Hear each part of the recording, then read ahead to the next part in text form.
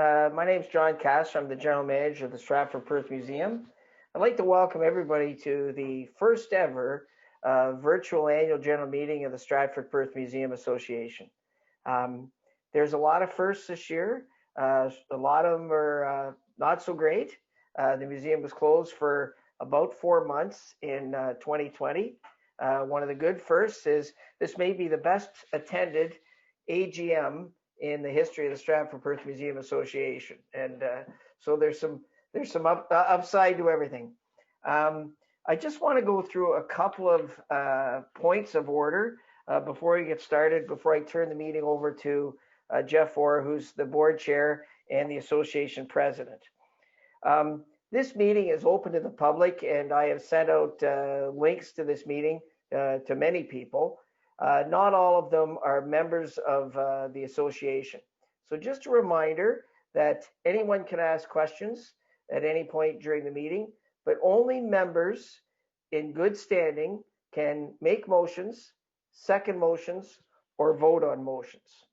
And if you do make a motion, second it, or if you make a motion or second it, please identify yourself so that we can have your name for the minutes, which will be recorded by our secretary, George Jansen. Again, anybody can ask questions. You have to be a member to vote, make a motion, or second a motion. At this point, without any further ado, I'm going to turn it over to Jeff Orr, the association president. Jeff, over to you.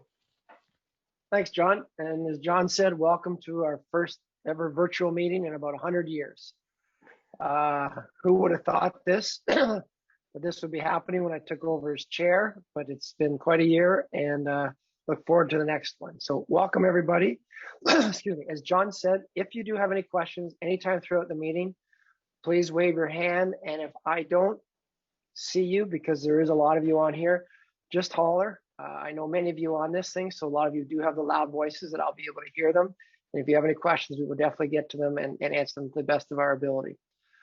Tonight's meeting, there are some presentations live, but we've also, with the help of Craig Thompson, recorded, I think, 4 or 5 different speeches to help speed things along and hopefully makes us not have any technology issues. So I'd like to begin the meeting, and the first thing we'll do is like to have approval of the minutes of the 2020 annual general meeting, and those were distributed to everybody that had called in earlier. Can I have a motion on the floor to accept the minutes? Dave Pullen, okay. Seconder, Cindy Carlson. Any discussion from anybody? All in favor? Carried. So far, so good. Now we'll do 3 video presentations back to back to back. And these are some of our politicians. So the first one we have is John Nader, our MP, Randy Pettipies, our MPP, and then Lisa MacLeod, who's the Provincial Minister of Heritage, Sport, Tourism, and Culture. And all 3 of these people were great help this year to the museum through COVID, and you'll learn later on how much, but we really appreciate what they all did for us. So Craig, I'll turn it over to you. Good evening. It's a pleasure to bring a few words of greeting this evening on behalf of the Parliament of Canada to the Stratford Perth Museum Annual General Meeting. I often say that the history of our country is found in the history of our communities. There is no doubt that 2020 will go down in the local history books and across the country as one which will not soon be forgotten. It is safe to say that COVID-19 has impacted everyone, either directly or indirectly. Families, seniors, businesses, community organizations, and governments at all levels have had to adapt and face challenges on a daily basis, and we continue to be impacted. The Stratford Perth Museum faced these challenges head on, and I offer my sincere thanks to everyone involved for persevering. Thank you for finding new ways to operate, to fundraise, and to preserve our past for future generations. I was particularly impressed by the museum's partnership with local restaurants for the first ever Outkeepers Dinner in September. What a great way to support one another during this challenging time. I am also pleased the museum was able to access several federal support programs during this difficult year.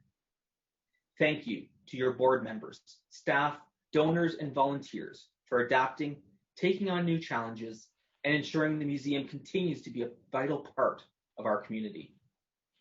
As your Member of Parliament, I am proud of the way individuals across our community stepped up and helped one another in so many different ways. As I said at the outset, our history as a country is found in the history of our communities. And so because of that, we are oh so lucky to have the Stratford Perth Museum. Thank you and all the best for the year to come. Hello, I'm Randy Pettipies, MPP for Perth Wellington. I'm pleased to be here virtually for the first ever Stratford Perth Museum virtual annual general meeting. 2020 will no doubt be remembered as a challenging year, but you have a lot to be proud of, like performances from the porch and the launch of Stratford Perth Museum Television. Thank you to the Stratford Perth Museum Board of Directors for your leadership. And congratulations to John Caston, General Manager, and Michaela Fitzsimmons, Manager of Collections and Exhibits, who worked tirelessly during such a difficult year. Thank you to all the staff and volunteers who make Stratford Perth Museum a success. I will continue doing everything I can to speak up for Stratford Perth Museum and all of our cultural institutions in Perth Wellington. Again, thank you for the work you do, and have a great night.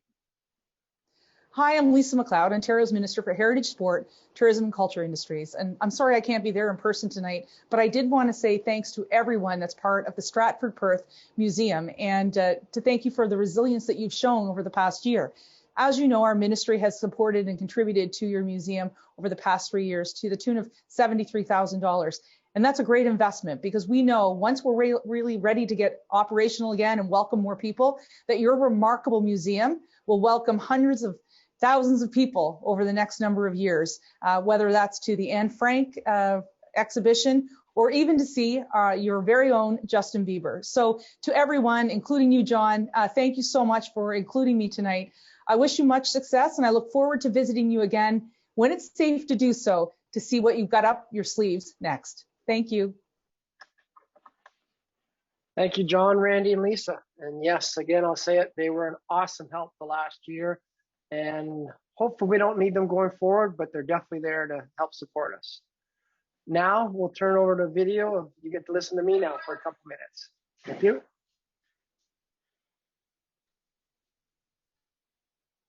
As president of our association, I am pleased to report the Stratford Perth Museum had another good year in 2020.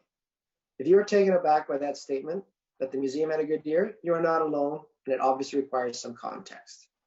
COVID-19 impacted almost every element of society last year, and the heritage and cultural institutions were especially hard hit.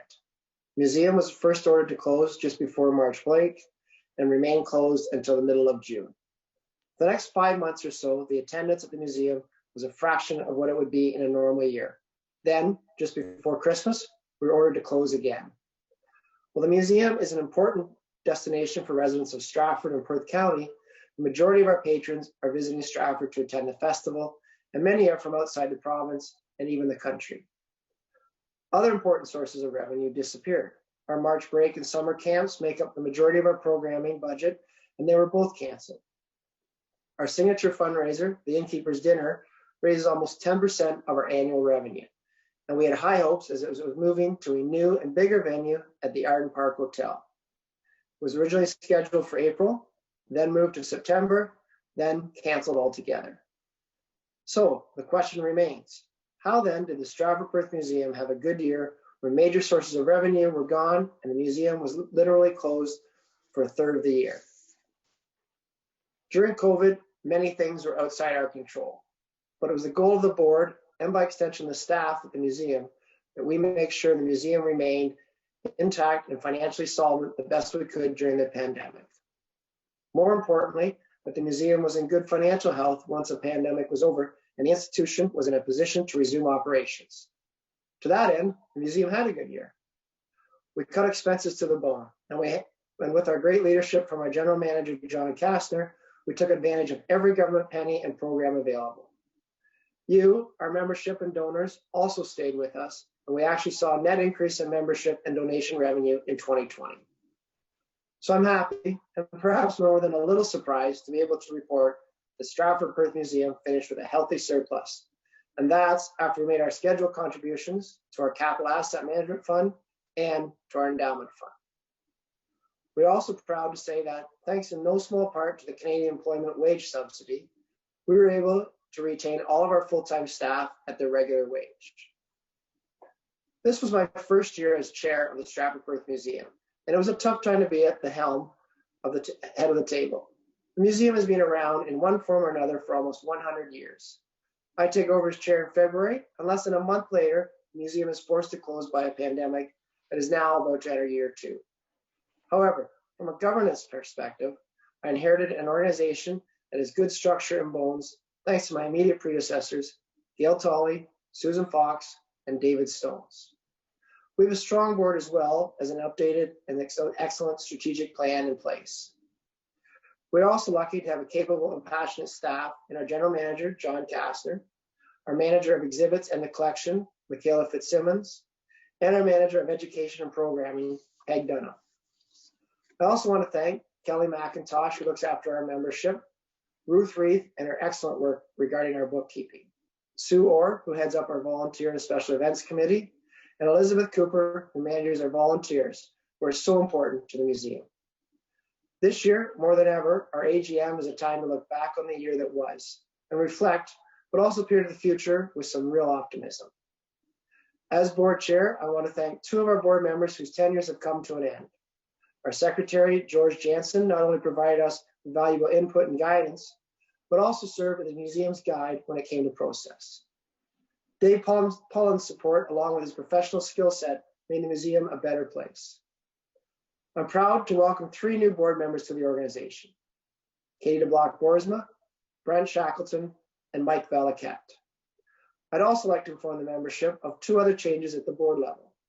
Ann Bossers is nominated as secretary and David Stones as vice chair. In closing, the museum survived 2020, is still here and in good shape, and more than ready for what comes next. So yes, the museum had a good year. Thank you.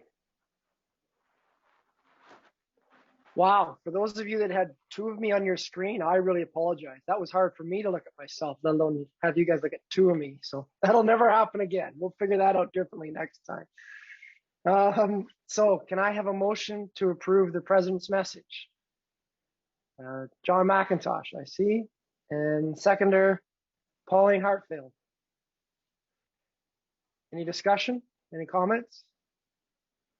All in favor? Carried. Great. Okay. Now, if I could ask you to check the screen for a summary of the museum's financial picture in 2020 that Craig Thompson will put up for us to review.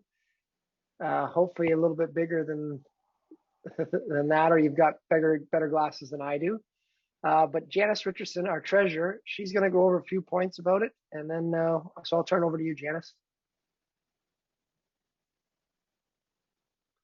I'll have to unmute you.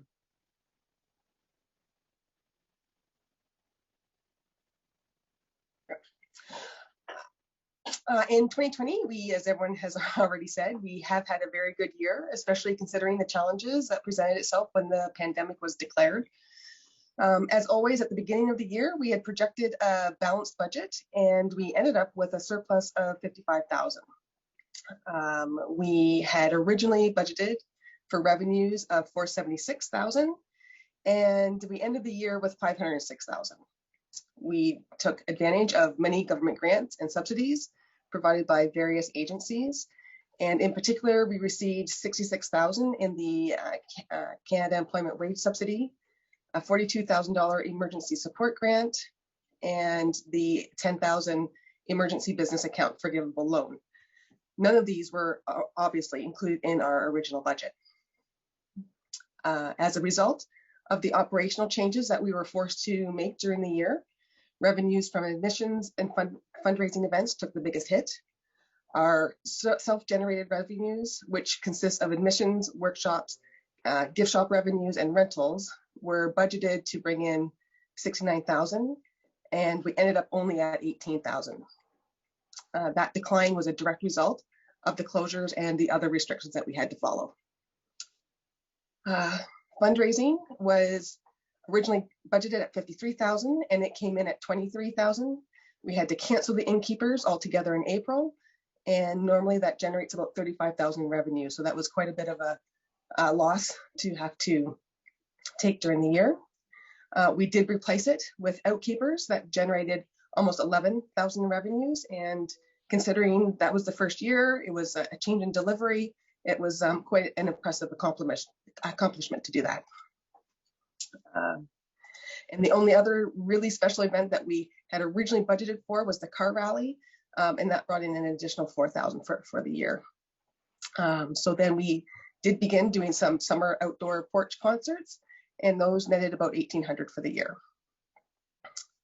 Looking at the expenses, we budgeted for 476,000, and we ended up under budget at 450,000. Majority of that is our salaries came in 30,000 under budget as a result of not needing the part-time staff or as many students. Our building operational costs, they're mostly set costs, and there were only minor variances in those types of expenses. Our biggest savings were in utilities and janitorial expenses, which saved a combined $8,300. We had originally budgeted to contribute 3,400 to the capital account, and as a result of the good year, we were able to end up contributing 29,000 to cover some projects that were undertaken during the year, including a generator that was put in place. Museum operational expenses came in right on budget, and as we had canceled some of the special events that were planned during the year, there were no expenses relating to those. So going forward, though, we will be presenting special events revenues net of expenses, just to give a more clear picture of the true income generated by those events.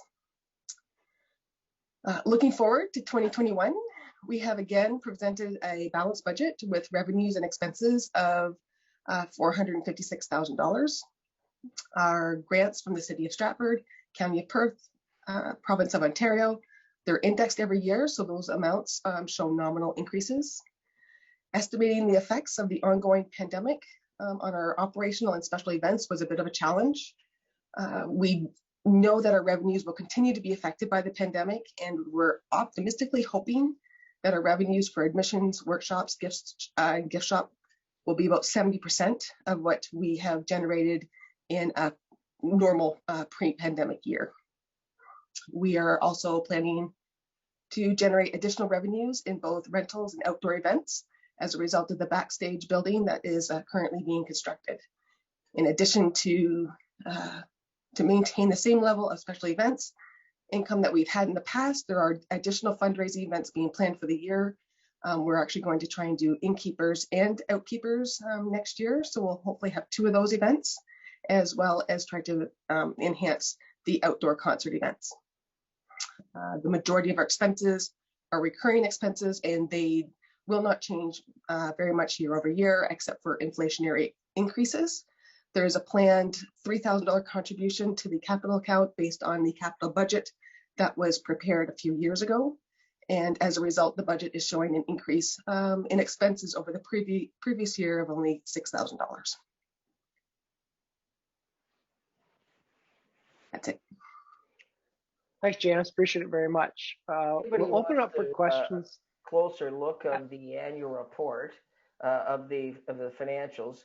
If you have clicked the link on the 2020 annual report, which was also distributed, you can do it now or your convenience. That those numbers, which are sort of small here, of course, are on page 4 of the annual report. If you want to view those now or later. Thanks. Thanks, Over John. to you, Jeff. Thanks, John. Yes, no matter how thick our glasses are, we couldn't see that one, that's for sure. What we'll do, I know we're going to open up for questions, but I think what we'll do is we'll have Alan Brown do the audit report from BDO. And then if anybody has any questions after Alan and Janice have both spoken, then Janice and John can answer any of your questions you have. So Craig, I'll turn over to you for Alan Brown.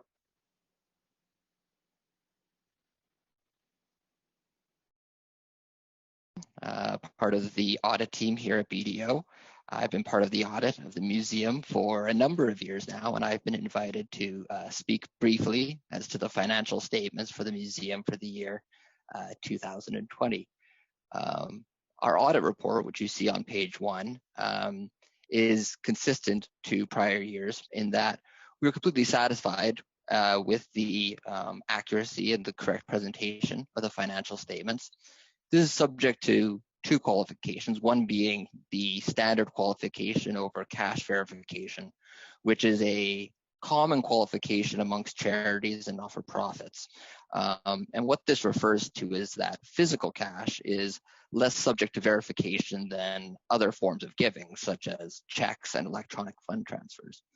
On a practical level, this is becoming less and less prevalent in that this digital age that we live in. Electronic fund transfers and checks are becoming quite the majority in terms of how people choose to make their givings. The second qualification relates to the mortgage that the museum holds. It was provided by the City of Stratford and Perth County a number of years ago at rates that were preferable to that which you would normally achieve at your traditional lending institutions. This would require a certain number of adjustments to comply with the accounting standards for not-for-profit organizations. So we only mention it in passing in our financial report for simplicity's sake. I'll go on now to speak briefly as to the financial statements proper. If you look at page 4, this is the statement of financial position, also popularly known as a balance sheet. What you'll see here is that despite the challenges in the year, the museum actually ends up in a favorable position at the end of the year with a stronger cash position, as well as an increase in their museum property or capital assets. This was achieved, and when I speak to museum property, there was the addition of a power generator as well as the construction and addition of a new stage. And this was made possible, if you look at page 6, due to the operating performance for the year. The museum continued to have strong revenue sources, both through funding agreements with the City of Stratford and the Perth County, as well as other lines of government, as well as generous contributions from the community at large. The museum also availed itself of various pandemic relief programs, which provided supplementary cash flows to address the tough times that we are in. And this, coupled with strong control over expenditures, resulted in a surplus in the year, which allowed for both the strong cash position as well as the investment in the capital assets. In addition to this funding, there was actually close to $100,000 worth of additional contributions for the capital projects. And only about 20% of this was recognized this year as revenue. And the reason for this is that we actually recognize it over a number of years. And this is to be more closely in line with the fact that the capital assets that were purchased with it will provide benefits for many years to come. I believe that the final item I would like to also speak to is the notes to our financial statements, which begin on page 8 until the end of the report. And this provides supplementary information. In particular, we have additional disclosures this year to speak to the fundamental uncertainty related to COVID-19 and the pandemic and the world we're living in. This is a common disclosure and is seen on most financial statements issued this year. It is not dissimilar to 20 years ago with when we were concerned regarding Y2K compliance. And with any luck, in the years to come, this will be something we look back at as a challenge that we overcame together. Those were the items that I wanted to speak to. Thank you very much for having me, and best wishes. Thank you very much, Alan. I'll open it up for questions. Does anybody have any questions for Janice or John? I don't see anybody or hear anybody, so that means you guys did a great job. Can I get a motion to approve the audited financial statements? Janice Richardson, great. Seconder, Doug Kellum. All right. Any other discussion, questions? All in favor? Opposed? None. Great, thank you very much. Now I need a motion to approve BDO as the auditing firm for the 2021 fiscal year. I have a motion with that. Ann Bossers. Seconder, I see Sandra McLaren. Excellent. All in favor? Carried. Thank you very much. There are no amendments to the Constitution this year, so we won't have to make any motions on that one.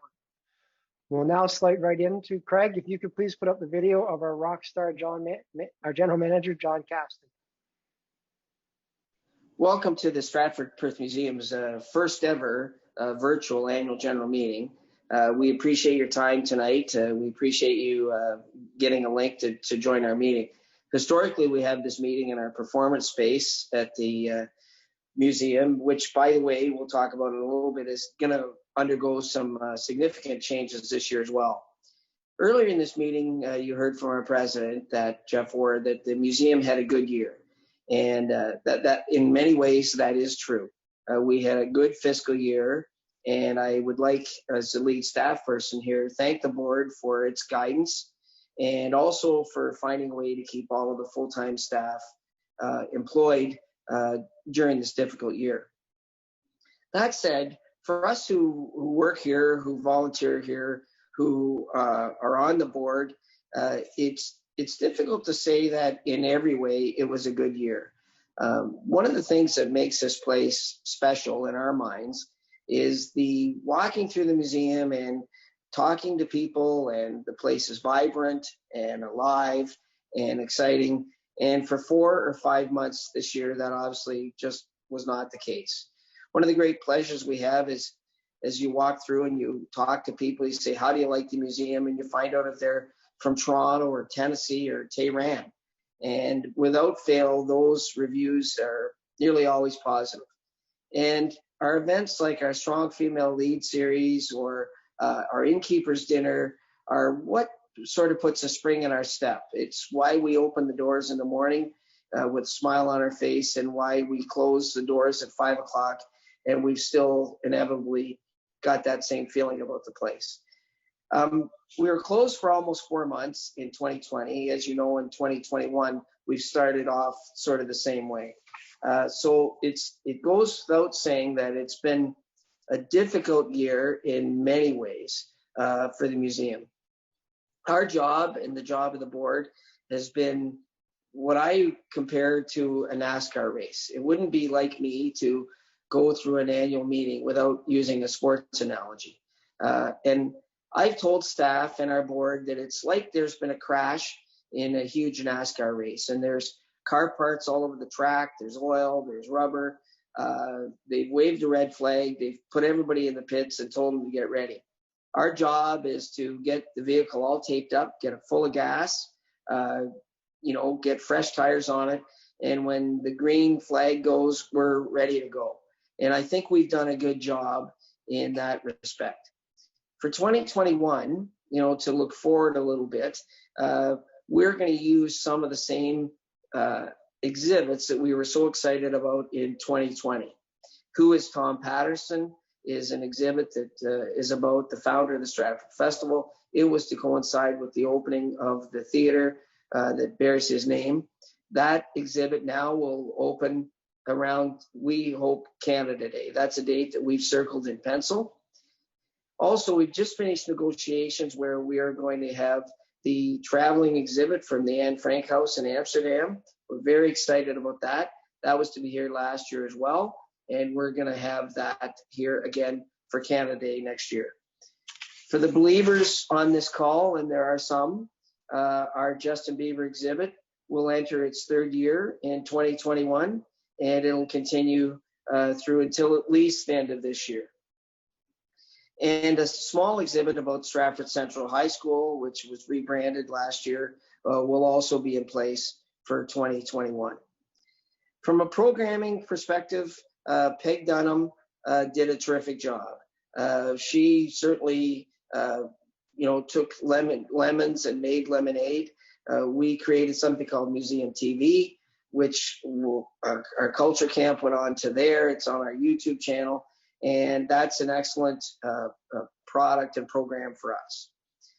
Also, her performances from the Porch series, which she did last year, where we operated 5 plays or 5 theater performances from our side porch last year, really gave way to a community outreach and greater community involvement. Also, from an exhibit standpoint, the year wasn't a total loss. We completed our Stratford Post Office bell and clock project, where we completed and restored the Stratford Post Office clock. It's now just inside our main entrance and is very impressive. We thank some people from the Stratford Festival, Kevin Kemp and Greg Bride and Jeremy Cox, for their leadership in getting that project done. And also our outreach. Our outreach continued, and in many ways was more important in 2020 than it was in other years, particularly our role with the City of Stratford's Remembrance Day, where we took over the Veterans Banner program, and also we were involved with Craig Thompson and Lorena McKenna in the virtual Remembrance Day ceremony. And we played a large role in that, of which we're very proud to. Our 3rd annual Shine On Car Rally, which was done with the Rotary Club, it went on undeterred, albeit in a different format. And I think we've saved the best for last. At the end of 2020, we were able to obtain a grant from the Stratford Tourism Alteration Project, and that was federal money that was administered by Invest Stratford. We received $20,000 towards the creation of a new outdoor space. One of our board members, David Stones, he headed up a capital campaign as well, and that was unbelievably successful. And we will have an outdoor performance space in 2021. Again, we're sort of aiming for Canada Day. That will really be transformational for the museum. It will not only be a venue for us to prevent our education programming, but also concerts, and also for community third-party partners of ours, such as the Stratford Summer Music or the Stratford Festival, or for us to host weddings. So we are very excited about that. The naming rights for the outdoor space went to Players Carpentry and Masonry, which are our neighbors right across the street. And at the same time, we sold naming rights to our indoor performance space to Cooperatives Insurance. So that was a very successful venture for us, and it will have real longevity. Construction on that project is currently halted because of the emergency order, but soon as that's lifted and we get a bit milder weather, we'll get going again on that. And we were very excited about that when we start looking towards 2021. And that's one of the reasons that gives us real optimism. The museum is still here. We're in good shape. We've got good plans for 2021, which is about everything we could hope for to come out of COVID. So in many ways, 2020 was a good year. We also know, by the same token, that 2021 and 2022 and 2023 and beyond is going to be much better. And we're very excited about that and some of the major changes that are going to take place at the museum this year and beyond. Thanks very much, and hope you enjoy the rest of the annual meeting. Thank you, John. We always appreciate everything you do for us, for sure. And any of you that noticed, John caught that fish behind him last year. It's about 8 feet long. It just looks a little smaller in the Zoom meeting, but it's quite a fish behind him there. Can I get a motion to approve the GM's report? Jerry Kale, that'd be great. Can I get a seconder? Laura Poxon? Great. Okay. Any questions from anybody? All right. All in favor? Carried. Thank you very much. We have left is the nominating committee. So the nominating committee has vetted and approved the following to the membership for election to the board of directors. The board has also approved this slate of candidates: Katie DeBlock-Boersma, Brent Shackleton, and Mike Valaket. Their bios are up there. Again, if you have a magnifying glass, you might be able to see them, but all of them are very impressive, and we look forward to having them be part of the board for a number of years to come. Can I have a motion to approve the slate of officers, Gail Tolley, and seconder David Stones. Any questions? All in favor? Carried. Well, I want to thank you. It's 7:36. We have just about finished our first virtual AGM. And again, thank you all for joining us tonight. As John said, it's a record crowd. And hopefully, even when we get back to having in-person AGMs, that we can get this great turnout coming. So thank you all for coming. Thank you to the members and donors. George has a question. Yeah. Just as a point of order, I don't think we approved the committee reports. I didn't hear that included with the motion on the GM report. Thank you, George. This is what we will miss with George. George keeps all of us chairs in line. So I missed stating GM and other committee reports. So can I have a separate motion to approve the committee reports? Martin, seconder Janice. All in favor? Carried. Thank you. Anything else? Anything else, George? No, that's it. Thanks. Okay. So again, thank you all for helping out this past year. 2021 is going to be a lot better. We thank you, and a specific thank you to our 2 board members that are leaving. As you can tell, George, I'm going to really miss him. He keeps me in line. So all the best to everybody in 2021. I'd like to call for termination of the 2021 AGM of Stratford Perth Museum Association, moved by George Jansen. Thank you all, and enjoy the rest of your year. Night. Thanks, everyone. Good night, everyone. Good night, everyone.